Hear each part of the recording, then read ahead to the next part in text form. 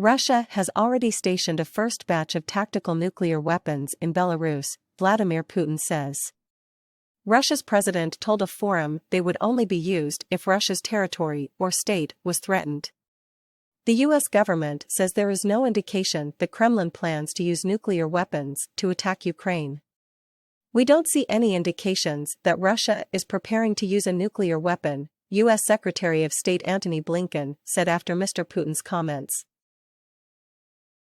Belarus is a key Russian ally and served as a launchpad for Mr. Putin's full-scale invasion of Ukraine in February last year.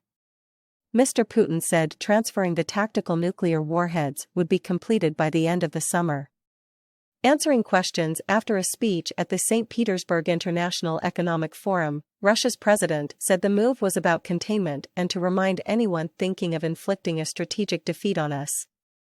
When asked by the forum's moderator about the possibility of using those weapons, he replied, "Why should we threaten the whole world?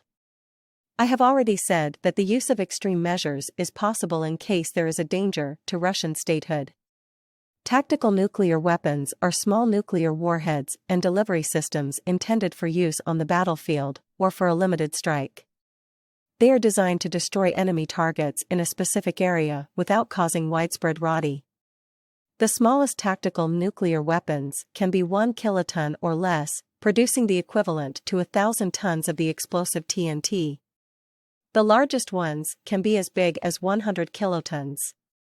By comparison, the atomic bomb the U.S. dropped on Hiroshima in 1945 was 15 kilotons.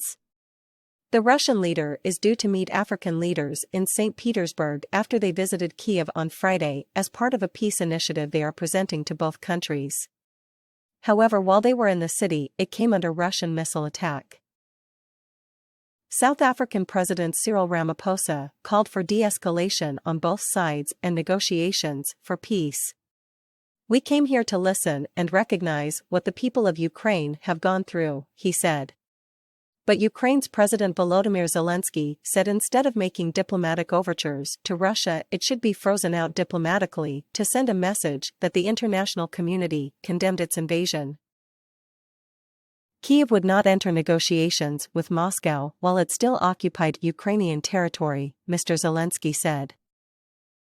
Mr. Putin also repeated his claim that Ukraine stood no chance of succeeding in its ongoing counteroffensive.